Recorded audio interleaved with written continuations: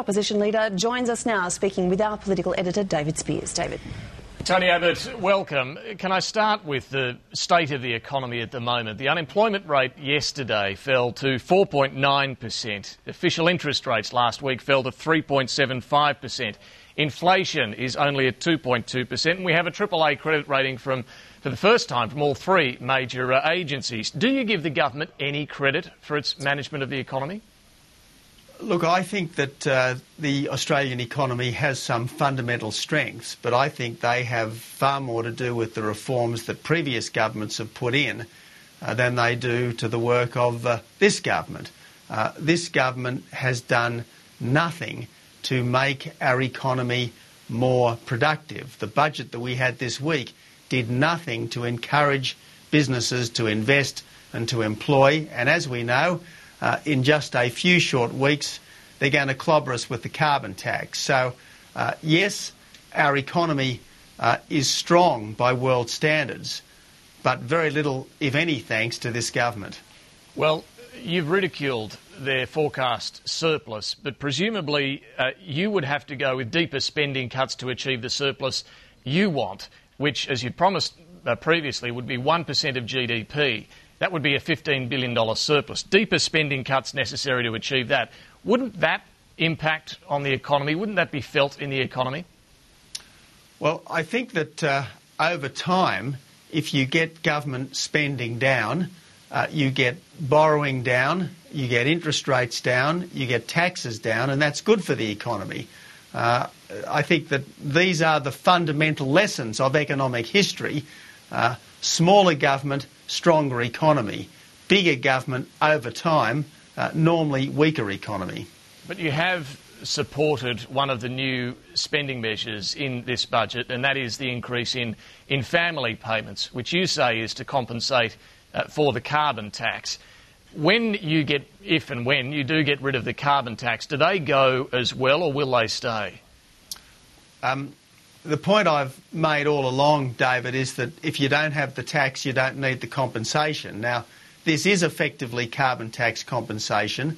I don't begrudge the Australian public this money at this time, given that they're just about to get clobbered, and their power bills and their gas bills and just about everything else is going to be going up and up and up. But nevertheless, what we do with this particular measure in the longer term is something that we will tell people in good time before the next election. So, okay, but you're very much there leaving open the prospect of removing that increased family payment. I am not saying this particular measure is there forever, but certainly it's not something that we are inclined to oppose at this time. So families had better not bank on keeping this increased payment?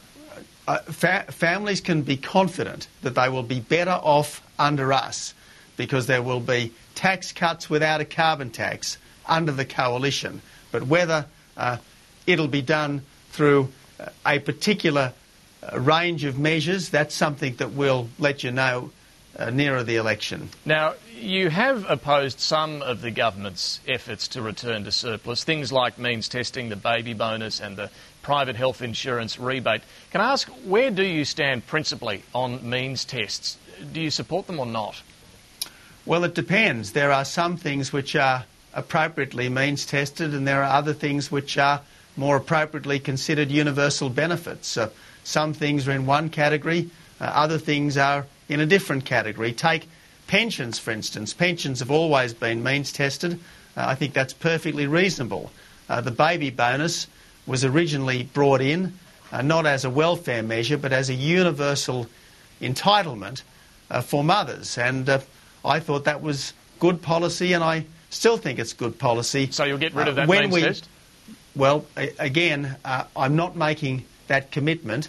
Certainly we opposed putting on the means test because, let's not forget, David, that was another broken promise from this government. This government promised on stacks of Bibles before 2007 that it wouldn't means test the baby bonus, just like it promised it would never ever means test the private health insurance rebate. And normally sensible oppositions oppose measures that involve governments breaking their promises. But you're not saying one way or the other what you'll do on both of those, whether you'll get rid of the means tests or keep them. Well, what I've said in respect of the private health insurance rebate means test is that we will get rid of it in government as soon as we can, so I haven't put a timing on it. What about family payments? Should they be means tested or not? Well, the family tax benefit normally is means tested, and I think that's perfectly appropriate. All right, so no plan to get rid of that or family tax benefit B? No. Okay. You've copped a bit of flack for the answer you gave me a couple of days ago on what was different between the Schoolkids bonus, which has no strings attached, and the baby bonus. You said they just are. How are they different? Well, just look at the Schoolkids bonus.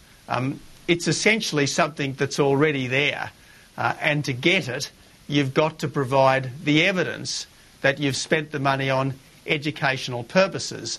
By abolishing the evidence, effectively it's just become a cash handout. But isn't that the same as the baby bonus? Well, but two different purposes. Two different purposes. If something is supposed to be there for educational spending, let's have the evidence of educational spending. But if something's meant to be there for spending on a baby, why not require the evidence that it's spent on a baby? Well, look, David, we can go round and round and round this particular mulberry bush. I'm just trying to establish why you're opposing one and supporting the other. Because there's a fundamental dishonesty in this government. A fundamental dishonesty in this government. Essentially, as currently proposed by this government or as in the process of being legislated by this government, it's just a cash handout. That's all it is. All right. On the mining tax, it does seem to have some strong public support, and even one of its chief critics, Twiggy Forrest, seems prepared to pay a better designed tax. Now, I know you're going to get rid of it, but why not just fix its problems and put a better designed mining tax in place? Well, why not put more tax on the media? Why not put more tax on banks? I mean, because there's a mining boom. Okay, and hasn't there been a banking boom at different times? I'm sure at times there's been a media boom. I mean, why single out successful sectors and say, oh, because you've been successful, we're going to hit you with a great big hammer? That's not the way to run a strong economy. That's not the way to encourage people to want to succeed. And that's the fundamental error with this mining tax. It's a government looking like it punishes success. Now, I know that some of the miners have said that they would be prepared to look at something else. But I think we should be a country that says to the world, come to this country, succeed. Yes, pay the normal tax, and in the case of mining, it's not just company tax, they also pay state royalties, so they're already doubly taxed. Why triply tax this industry just because it's successful? It won't be successful in the long run if we keep putting differential taxes on it. You mounted a strong argument on the cost of living issues in your budget reply, but you plan to introduce, as part of your paid parental leave scheme, a 1.5% levy on companies. That will apply to Coles, Woolies, the petrol companies. How isn't this going to push up cost of living prices? Because there'll be no net increase, no overall increase in tax on these companies, because under the policy we took to the last election, there was a 1.5% company tax cut, and yes, the 3,000 most profitable companies were going to also pay a 1.5% levy. So effectively the same tax for them, a tax cut for smaller businesses. So you'll still have that policy, a 1.5% cut and then a 1.5% levy? We will tell you all of the detail in good time, but yes, it is our policy. It is our policy to have paid parental leave, to pay for it with a levy, and to have a company tax cut. Just on that, when you're going to tell us, and I appreciate you want to wait until the election, Rob Oakeshott appears to be rethinking his support for the government. He's in the Australian Financial Review today, questioned whether he has entered a good faith agreement with someone who doesn't have the authority to form government because it's based on people who are dodgy, he says. Have you spoken to Rob Oakeshott? How long since you have? And if he does pull the pin, are you ready with all of your policies? If there was to be an election tomorrow, or an election campaign called tomorrow, yes, in the course of the campaign, people would get all of our policies. And what we would be determined to do in that campaign, David, is let the people know that we are different, that we wouldn't play games, you wouldn't get the endless spin and the trickery from us that I think people are sick of from this government. So that's how we would be conducting ourselves. As for Rob Oakeshott, well, look, no, I haven't spoken to him, and no, he hasn't spoken to me. What he does is his business. Do you think he'd pull the pin on the government? Look, that's a question for him. And on this matter of Craig Thompson, which is clearly vexing him and others in the Parliament, he's going to make a statement when Parliament next sits the week after next. But what's your approach here? Because, yes, Fair Work Australia's made some damning findings against him, but he hasn't actually been charged or convicted with anything. Under those circumstances, are you saying he shouldn't sit in Parliament? I mean, where do you draw the line here? Well, these are not just allegations, David. These are findings. Very, very serious findings by a body which doesn't normally rush to critical judgment when it comes to unions. So I think we have to assume that there is enormous substance in all of this. Otherwise, we would not have had these findings from Fair Work Australia. Now, it's to Rob Oakeshott's credit that he is taking this report very, very seriously because I think that it is entirely right to question the legitimacy of this man sitting in the Parliament under these circumstances. Do you think he should sit in the Parliament or not? Well, I certainly think that if the government had any respect for political integrity, they would not accept his vote at this time. But should he be sitting in the Parliament? Well, the government should not be accepting his vote.